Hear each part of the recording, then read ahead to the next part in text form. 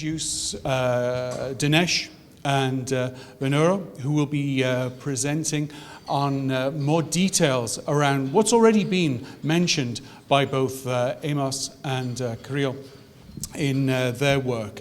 So I'd ask, Venura, if you're going to present first, I believe, so if you can come on down, and there you go, there's the clicker, and there's a speaker there if you need it. Oh. Cool. Good morning, everybody. Firstly myself, Venura Mendis. I had the product innovation team in Dialog. So my team looks at new services that get adopted through Dialog. We look at the initial technical and commercial feasibility. Of course, the other part of my job is looking after Dialog's developer community, IdeaMart. And so today's presentation is really going into more detail about that. So I'm going to start with a little bit of an overview, maybe a little bit more detail than Amos went into, and then talk about some of the key challenges and to talk about what we did differently from some of the other API engagement programs run by telcos. And then of course, Dinesh is going to follow on with some key learnings from across the world where that technology platform's been deployed.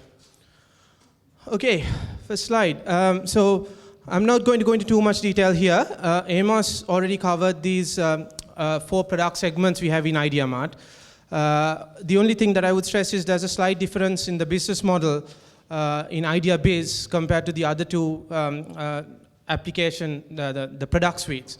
IdeaBiz is more conventional API charging per transaction model versus the Idea Apps and Idea Pro, which is built around a developer rev share model.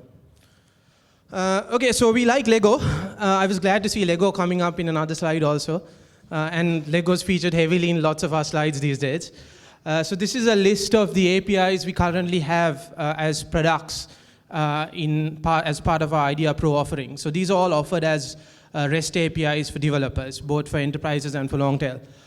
There's the usual telco suspects, but there's a few other ones such as the EasyCash mobile wallet, NFC, and also ID. So we recently did a beta trial with another operator, Mobitel in Sri Lanka, the world's first interoperable mobile connect trial, in fact, with about 1,500 users. So this is a new space for us.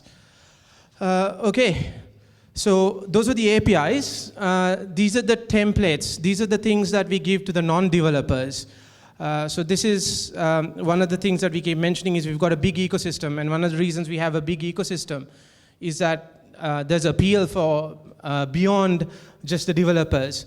So these essentially let content partners, developers, build application in a matter of minutes. So we've got the top ones, which are essentially built around SMS services, and we've got some new ones hopefully coming out soon around click-to-call and WebRTC and several other related user scenarios. Okay, so these are the numbers. So this is what we are proud of, guys. I like to, I'm glad to stand up and say, we've done well with this compared to other telco API systems, API engagements, where we've actually seen genuine growth in traffic and revenue coming out of the system. And I like to say that it's both the technology and the developer engagement coming together that has driven this. Because one of the things telcos do very badly is engage with long-tail developers. We can just about manage to engage with the big players. Long, painful processes was mentioned by Amos, but it's worth it because these guys are big guys. But here we are dealing with the long tail, the small guys. So one of the critical factors there, to get those 2,900 apps is the developer engagement that we've had to run. And this is a quick summary of this. And we've got a very extensive outreach program where we go to schools, universities, enterprises to present IdeaMart. So generally 4+ events a month now. We've engaged in multiple hackathons, both run by ourselves and our partners.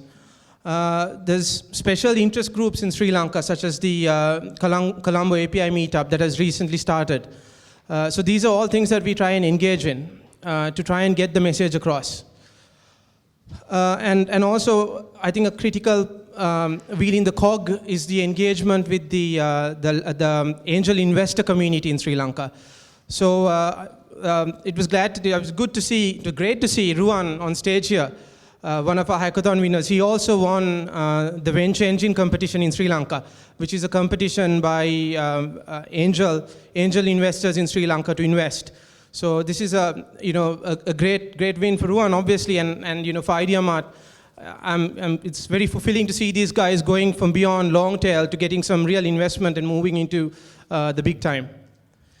Okay, so some promotional material just to give you a view of the variety of apps built on top of these APIs. Everything from lottery information to Siri on SMS to location-based services to tracking your feature phones. Okay, so of course, as Kyril mentioned at the start, when you've got so many Davids here, because we have lots of Davids. IdeaMart is all about playing with Davids. And these Davids, believe me, are probably even smaller than the Davids in this room. A lot of them are students, university students. And we need to be very careful when we let them loose on our network. We've had to publish very clear brand guidelines. We have to make it absolutely clear that when they publish, market the applications and services, this does not dilute Dialog's brand or damage our own brand in any way. And while initially we took we warned developers, things like that, now we've taken a very much stricter approach. And it's one strike and you're out. And interestingly, the community has now started to understand this themselves. And to a large extent, they self-police. They come and tell us. Because for a lot of people, this is revenue, so they understand putting something like the whole program at risk is something that they try and avoid. So we also do lots of things such as when one of these developers do ATL, newspaper publications, radio publications, we insist that they come and speak to us because we need to make sure that the message is clear, because now you're going beyond the Facebook campaigns or SMS bulk messaging, you're going into a much wide audience, and we want to make sure that we have some control. And we've also found that these developers often run their own promotions. For instance, there was an iPhone 6 giveaway in Sri Lanka. In fact, before it was actually launched by Dialog as a carrier, which was interesting, by one of our third parties. So in these sort of situations, because these are small businesses, we step in, we do the selection of the winners, and we make sure the prizes go to the right person. So quality and consistency, another big one. We've got a lot of content services, everything from charity services, sending things about the latest meetup, to schools talking about events, to language teaching tips. So we put in some safeguards to ensure that our customers' privacy and financial security is managed. For instance, we've got analytics on the platform that start to report when content is not delivered, when there's irregular traffic occurring, etc. We also do random checks on the content to make sure things are in order. And of course, a big one is a lot of these complaints, while a lot of these services are run by third parties, a lot of the complaints hit our call centers at Dialog managers. So we have a special process in place. So these services are immediately disconnected if the customer requests, and a process to contact the relevant CP in a situation. And of course, we monitor these complaints as another means of managing quality. Finally, roadmap, a few things that we've got in the pipeline. So one thing that's very exciting here is porting apps. Now the hSenid platform is active in many countries. Dialog is part of the Axiata group. We have many applications that can go to those operators, and there's many applications from those operators that could come to us. So that's something we're very excited about for next year. There's WebRTC, which Dinesh will talk about a little bit more later on, and we've got IVR also coming next year. With that, I'm going to hand over to Dinesh, who's going to do a quick demo and also talk about some of the learnings from Idea Mart applied across other group operators. Thank you.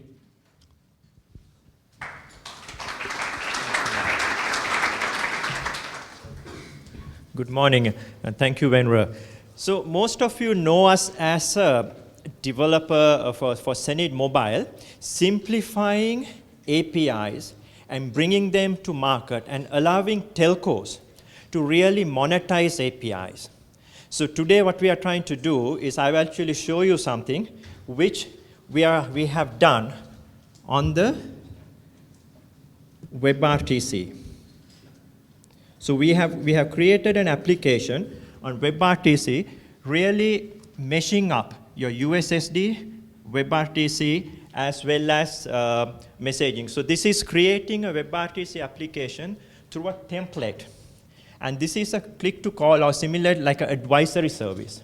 So you use your phone and you do a request call. This could be a tax advisory, or it could be counseling, or it could be something to do with providing a service. So once you do that, this comes to the person who created the application. They will actually have it on their dashboard. So now they can actually do the call to the particular request. So now what we are going to do it with Dialog, they have actually come up with a flat billing for next year that will be launching this product with them so that the whole WebRTC can be kind of a monetized in a way that an operator or a telco can really create revenue models out of that. So next thing I want to talk about, 3 critical success factors for developer ecosystems. So this is with our experience. Our platforms are running close to about 11 countries, both with aggregators as well as with mobile operators. So I'll talk about some of the critical success factors that we have learned, we have acquired over the years that makes the platform what it is today. So first one, simplicity. I think a lot of API management products they have not really taken off with operators when it comes to developer ecosystem because of simplicity. So the first thing we do is self-service. We say your whole process, your flow, everything needs to be self-service. So I as a developer should be able to come online, download the developer SDKs, do the development, have a certain amount of simulators to simulate it, and then come on to the operator and say, now I want to provision this. And the provisioning will happen through a one-click provisioning. And also to look at both developer and the non-developer market. Now I think Venura spoke about the non-developer market, and that's a market that is growing in double digits for all the deployments that we have around the world. Second thing is make it simple, and entry barriers should be minimum. So allow the developers free hosting, quick settlement, and faster and transparent ways of settling revenues for them. So we say when we work with operators or with aggregators, we say within 10 days, you need to be able to settle that. And also creative advertising. As operators, you have a lot of assets being able to go and create advertising bundles. Give those certain smaller bundles to your top developers. Allow them to promote it, and being able to really make a lot of online advertising, making it simple for them to promote their applications. And the last is community engagement. I think from a business standpoint, like what we are having with our hackathons, similarly business models needs to be refined with your experience with the developers. Most of these developers are maybe small companies or even university students, but bring them on board, help them to clarify or to refine their business model and go to market. And what we say is, use some of the best practices. Work very closely with your vendors who are providing your API management, because a lot of them have experience in running this in other countries. Work with them, learn those best practices, but localize it to your own. What we have seen is what we do in Nairobi is not something that we can implement in Brunei. So what we do is we say, this is what we have worked, work with them, have certain hypotheses, try them out. Once you see that it's scaling, then you really help it to scale up. And then also help with the angel investors. I think Venura mentioned this at, the hackathon, the winner for Offer Hut was funded by angel investors about 2 months ago. So that's how you actually build an ecosystem. Let me talk about some of the apps that we have built. So we have a supply chain application on the Telco application platform that is running in Nairobi. We also have an application, digital irrigation automation. This is an M2M cellular application. We have a video running at our booth. You can come and see. It's it was developed by engineering students looking at the moisture content on the soil and then helping them to build a sprinkler system which can be used for irrigation as well as in golf courses, using the Idea Mart platform that they will be actually launching this. Similarly, a shuttle service, an internal service that is built by the operator. And just to show you how another mesh-up application, this is a charity application that was built with the integration of messaging as well as social media with Facebook.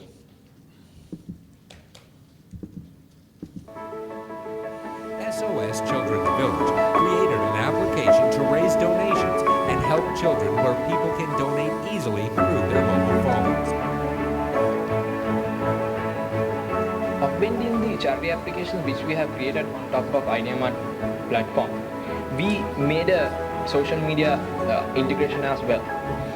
Through that, what we do is that when someone donates to this particular charity organization, in real time that will show you the amount that person has donated, and that amount has been credited into their account as well. This, of course, a breakthrough in the mobile industry, as well as NGOs, charity organizations, schools, as well as other parties who are interested in collecting money for a really great cause. The app was built in less than a week on Dialog IdeaMart platform, powered by hSenid mobile APIs. The app was built using USSD payment and subscription APIs. So that's an app that was built within less than 1 week. And it's been used by many of the schools and universities as well as some of the charity organizations to look at how they actually do fundraising. So TADHack, I just want to talk about, what this was the largest developer hackathon outside of Madrid last time. So, this was done by us, both Sri Lanka as well as with hSenid Mobile and IdeaMart. And then just to say that we had 220 developers registered, we had 15 applications, went to production.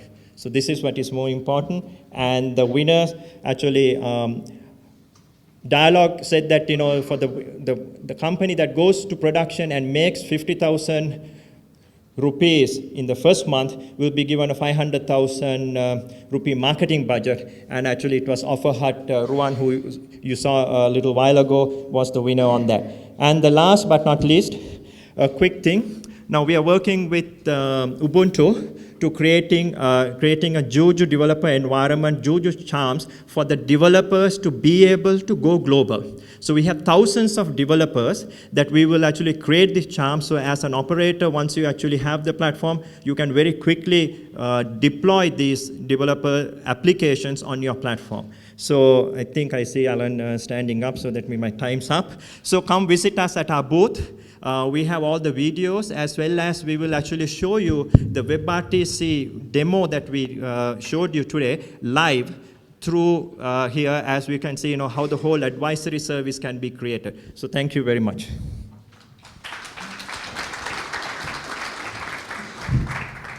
Excellent. Thank you so much, Dinesh.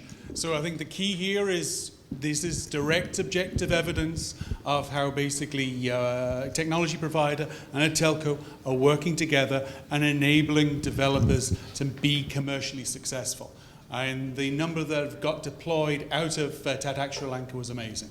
So that was a great sort of a win there. Do we have any? I can take one question for Dinesh if there's a burning question. If not, we'll move on simply because of time. And basically, there's a stand. You can go and chat to Dinesh. Definitely recommend doing that to understand more about what they're doing. And they did announce a world first in terms of using WebRTC with the self-serve portal and the templates to make it very easy for really any small, medium business to add click-to-call and a range of WebRTC-related services. So they're showing how operators can make money with WebRTC. And the great thing is, it's in an emerging market. So that, again, is a great win.